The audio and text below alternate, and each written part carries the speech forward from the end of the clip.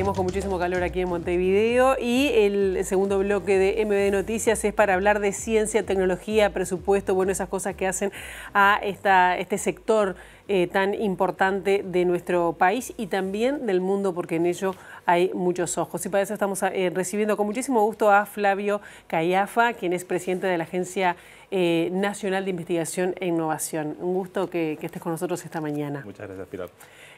Bueno, 2023 cerró y ahora, para proyectarse a 2024, ¿cuáles son, digamos, las principales líneas que se van o desafíos que tiene planteado la ANI?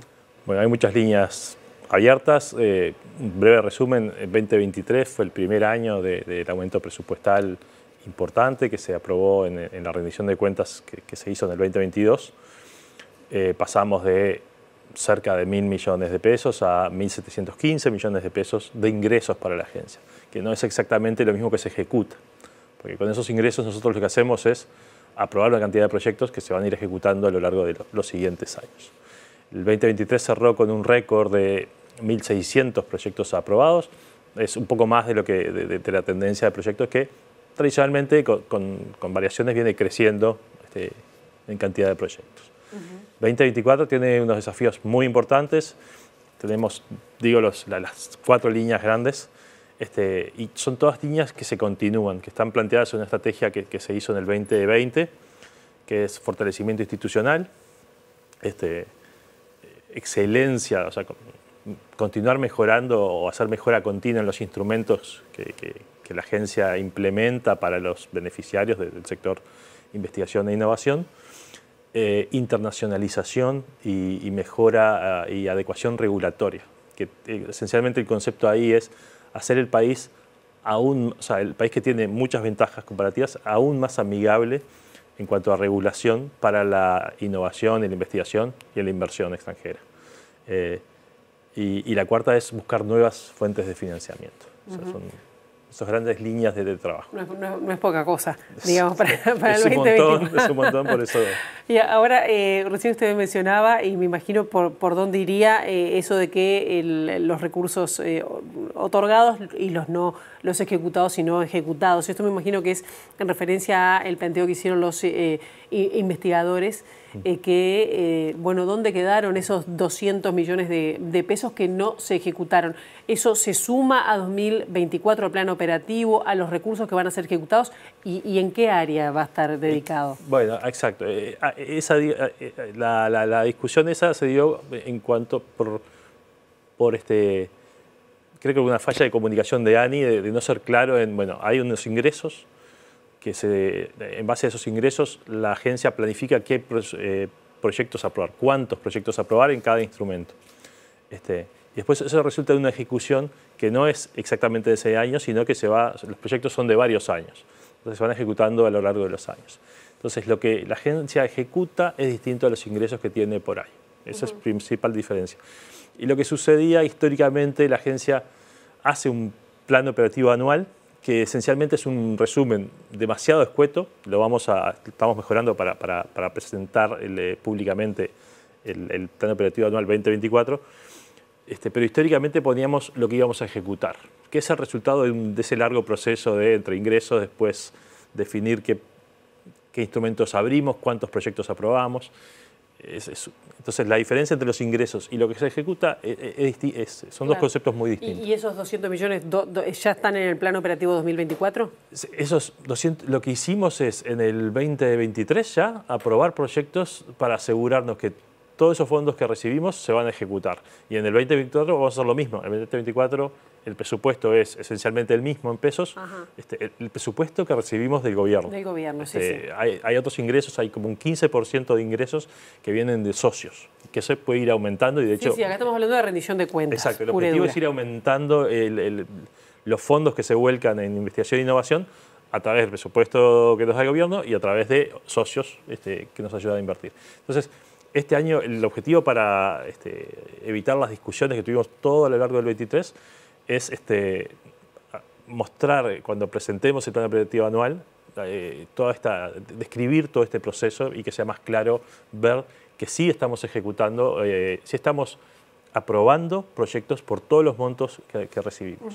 Antes de ir a otros temas que me interesaba más, por ejemplo, esa conjunción o digamos, ese vínculo con los privados y ese vínculo con los sectores productivos del país. En su momento, cuando casi a fin de año, creo que fue por noviembre, se dieron a conocer los ganadores de los proyectos, hubo cierta desazón porque decían, bueno, se podían haber elegido más, quedaron relegados proyectos de excelencia. ¿Cuáles son las prioridades o los focos, y eso tiene que ver para elegir alguno de los proyectos, ¿no? Y cuáles quedan por el camino? ¿Hay prioridades claras? Sí, muy claras. Ahí hay dos elementos. Uno es, el 2023 fue un año que tuvimos un aumento en el presupuesto de la agencia, en los ingresos de la agencia, récord en la historia de la agencia. Digamos, a partir, salvo los años fundacionales de la agencia, donde pasaron de cero a tener un presupuesto importante, nunca sí hubo un aumento presupuestal tan grande. Entonces tenemos un año, el año pasado, hubo un aumento presupuestal histórico. Entonces, el problema es que sí, idealmente deberíamos invertir mucho más, pero sí hay un foco, y ahí hay que hablar un poco del proceso de evaluación de los proyectos. Los proyectos se catalogan históricamente en 3 categorías, o sea, los proyectos de investigación, ABC. Los C son los que no son elegibles, porque la calidad de la postulación no es buena, entonces se descarta. Después están los A, que se llama excelentes, ¿tá? Y esos son. Y después los B dice son proyectos financiables, pero después de que de que apruebes todos los A. Es una categorización a grosso modo. Pero luego hay una categorización más fina que es, y eso es el trabajo que hacen los comités de evaluación de estos instrumentos, que son los fondos sectoriales, los fondos horizontales de investigación, uno de investigación básica y otro de aplicada, que es rankear los proyectos. Entonces, dentro de los A no son todos iguales. Se les llama excelentes, es la categoría proyectos excelentes. Quizás es una exageración, quizás tendríamos que tener una sintaxis mejor. Son proyectos que están listos para ser financiados si hay fondos. Pero dentro de esas categorías hay un ranking. O sea, y se financian los mejores X que tengamos fondos para financiar. Claro. Eso yo me refería a cuáles son las líneas que digo, no sé, digo, medio ambiente, cuáles son los objetivos que se plantean para elegir alguno de los proyectos, ¿no? Bueno, ahí tenemos que hacer una distinción. La agencia tiene 2 grandes focos. Uno es financiar ciencia básica y ciencia aplicada casi que en todas las áreas del conocimiento. En la ciencia, o sea, en el llamado Clemente Estable, a investigación básica, no hay focos. Es investigación en conocimiento de frontera, es donde no se sabe todavía si va a ser aplicable o no, claro, pero es la base de la investigación. De ahí para arriba se sigue aplicando. El otro fondo horizontal es el María Viñas, que es investigación aplicada. Ahí sí hay ciertas áreas priorizadas, que son las que están definidas en el PENT, en el Plan Nacional Estratégico de Ciencia, Tecnología e Innovación, que son las grandes áreas de desarrollo del país: agro, biotecnología, tecnologías digitales, etc. Hay 11 áreas priorizadas. Y eso es histórico, eso la agencia lo viene manteniendo desde siempre. En las áreas de innovación y emprendimientos hay ciertos focos que se definieron para el 2023, que digamos, después lo podemos ver, pero esencialmente son tecnologías digitales avanzadas, biotecnología, que es una industria, es un área emergente muy interesante, y tecnologías verdes, que abarca todo lo que tiene que ver con sustentabilidad y energías renovables. ¿Cómo se da, pensando para adelante, ¿no? esa proyección con una inversión que es históricamente baja, ¿no? en ciencia y tecnología en nuestro país en general, y ese vínculo con sectores privados, ¿no? Que me imagino que no debe ser fácil, además que pongan recursos y que se vea, es decir, cómo es Uruguay con respecto a eso, es decir, los privados les interesa innovar, hay esa articulación necesaria para seguir creciendo, ¿se ve como una prioridad? Sí, a ver, de hecho, el tema, o sea, en el componente de excelencia en investigación e innovación hay una gran línea de trabajo que venimos, a ver, que la agencia desarrolló desde toda la vida, pero nosotros tenemos particular foco desde el 2020, que es articulación entre academia y sector productivo, entre investigadores y empresas públicas y privadas. Entonces sí, ahí hay un instrumento que se creó en el 2021 que financia directamente proyectos de esto, de donde trabajan centros de investigación con empresas para resolver problemas ya bien aplicados y bien cercanos al mercado. ¿Y ahí quién determina la prioridad, la empresa o la ANI?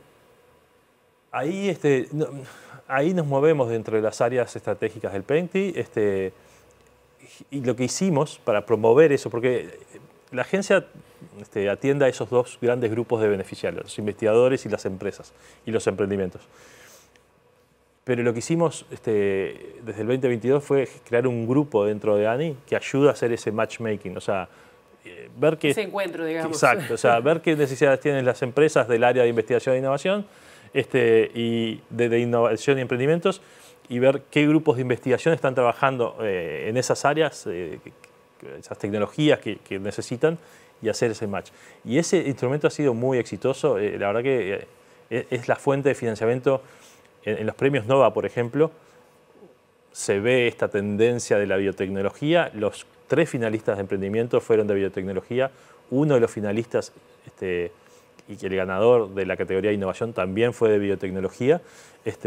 Y todos esos proyectos tienen una de sus fuentes de financiamiento en estos proyectos de articulación academia-sector productivo. ¿Y cómo ha funcionado este programa que otorga beneficios fiscales a empresas que le dedican? Es decir, ¿son muchas las empresas que han estado, postulándose o que efectivamente tienen estos beneficios fiscales para eso? Y gracias por la pregunta, porque hay bastante más que estamos haciendo para promover este apalancamiento entre la inversión pública y la privada, que es la forma de crecer. O sea, la inversión pública tiene que seguir creciendo, pero la forma de despegar es haciendo que esa inversión se apalanque con inversión cada vez más importante del sector privado que sí está interesado. Uno de los instrumentos es, que empezó en el 2020 a partir de una ley que se votó en el 2019, el crédito fiscal a empresas. Ese instrumento tiene el Ministerio de Educación, de Economía y Finanzas define un monto anual que podemos dar en crédito fiscal para proyectos de I+D. Entonces hay dos cosas. Cada uno de los años, desde el 2020 hasta el 2023, nosotros agotamos esos fondos. Han ido creciendo. En el 2023 la cantidad de fondos fue casi 150 millones de pesos. ¿Y cuántas empresas, se sabe? Sí. Las empresas en el 2023, justo ayer lo veíamos, fueron 13. ¿Cuántas? 13 aprobadas. Ajá. En el 2020 hubo, si no recuerdo mal, 15 o 17. Pero eso depende de la cantidad de proyectos y de los montos de los proyectos. Lo que sí es verdad es que en cada año hemos agotado todos los fondos que nos disponibiliza el Ministerio de Economía para ese crédito fiscal. Y una novedad que hubo en el 2020 en ese instrumento es que para el rubro contratación de investigadores, el crédito fiscal por ese rubro era del 100%. O sea que las empresas pueden incorporar investigadores en sus proyectos de investigación y desarrollo sin costo adicional. Flavio Callafa, muchísimas gracias por estos minutos. Nos quedamos como cortos. Hay mucha cosa más, sobre todo más el rol de la mujer en la ciencia, que viene creciendo, pero todavía falta mucho. Estamos trabajando en eso, en cambio climático y en género desde el 2023 activamente. Y otra cosa que me gustaría mencionar, que no es menor, y es otro de los grandes factores de apalancar la inversión pública con la privada, es el Uruguay Innovation Hub, que es un programa que empezamos a ejecutar en el año pasado, pero va a seguir en los próximos años y es una novedad muy importante. Bien, gracias. Muchísimas gracias.